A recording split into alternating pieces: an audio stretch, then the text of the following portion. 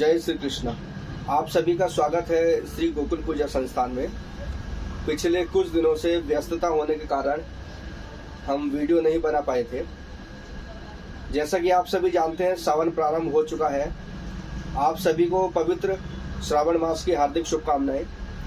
हर video की भांति आज हम आपके सामने जो वीडियो लेकर आए हैं उसमें हम चर्चा करेंगे शिवलिंग के बारे में कि शिवलिंग हमें कौन सा घर में रखना चाहिए और किस साइज में हमें शिवलिंग रखना चाहिए। सबसे ज़्यादा मान्यता कौन से शिवलिंग की रहती है।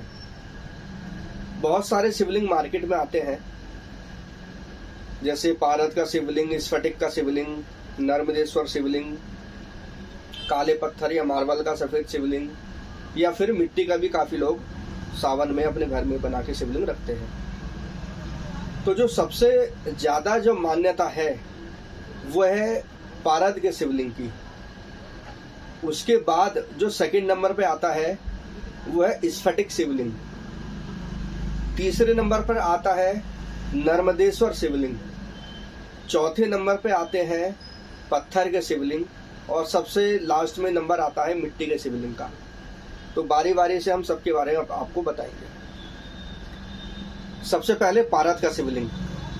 पारद एक प्रकार की धातु होती है जिसको जमा के शिवलिंग या अन्य मूर्तियां बनाई जाती हैं। ये पारद का शिवलिंग है। सबसे ज्यादा मान्यता पारद के शिवलिंग की ही रहती है। यह शुद्ध पारद शिवलिंग है। दूसरे नंबर पर आता है स्फटिक। अब स्फटिक में डुप्लीकेसी बहुत है। ये आप देखिएगा, मेरे हाथ में जो शिवलिंग है, पिंडी है, ये असली स्फटिक शिवलिंग है। इसकी पहचान कैसे करें? इसके अंदर आप गौर से देखेंगे तो एक आपको धुंधलापन, थोड़ा जाला टाइप का दिखाई देगा, स्मोक दिखाई देगा। ये एक तरह की स्फटिक जो है वो एक तरह की बर्फ होती है जो कई सालों से जमीन के अंदर रहती है और इसको निकाला जाता है तो ये जम जाता है। एक तरह का पत्थर भी कह सकते हैं इसको। तो ये जाला स्फटिक में होना जरूरी है। अगर जाला नहीं होगा तो वो फिर शीशा होगा, गिलास, वो भी मैं आपको दिखाऊंगा। अब ये जो शिवलिंग है ये कांच का शिवलिंग है, गिलास है। इसमें आपको एकदम ट्रांसपेरेंट दिखाई देगा और किसी भी तरह का कोई भी जाला इसमें हल्का फुल्का भी नहीं दिखाई देगा। अब दोनों को साथ देखिएगा।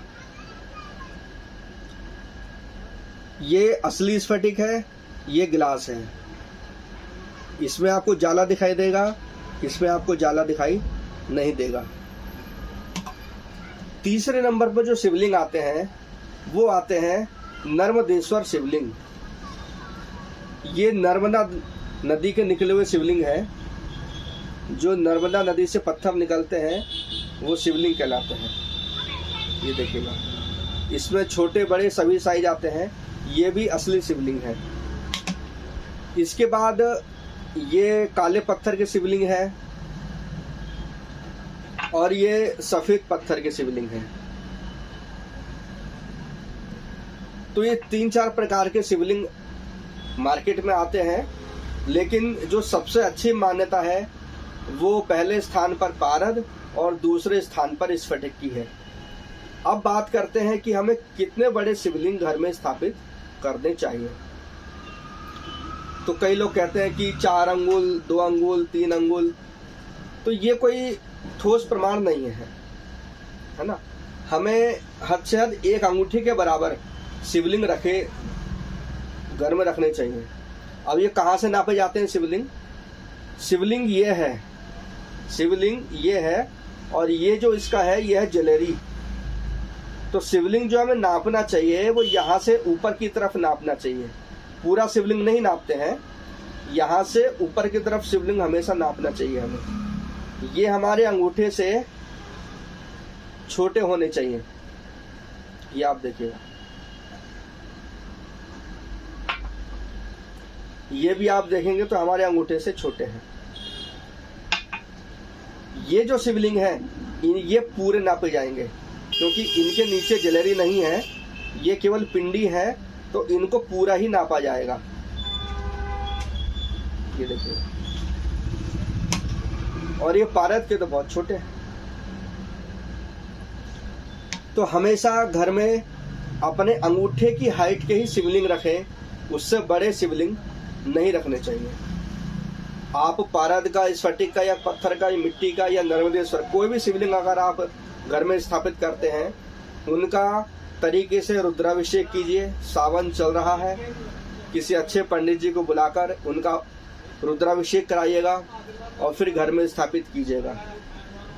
शिवलिंग कभी भी तुलसी के पौधे में ना रखें, इसका विशेष ध्यान दीजिएगा। शिवलिंग कभी भी तुलसी के पौधे में नहीं रखना चाहिए। किसी अन्य पौधे में आप रख सकते हैं, लेकिन कई बार क्या होता है कि काले शिवलिंग है या कोई पिंडी वाले शिवलिंग है, कोई भी, वो हम तुलसी के पौधे में रख देते हैं, तो वो गलत है। एक हम शिवलिंग और दिखाते हैं आपको।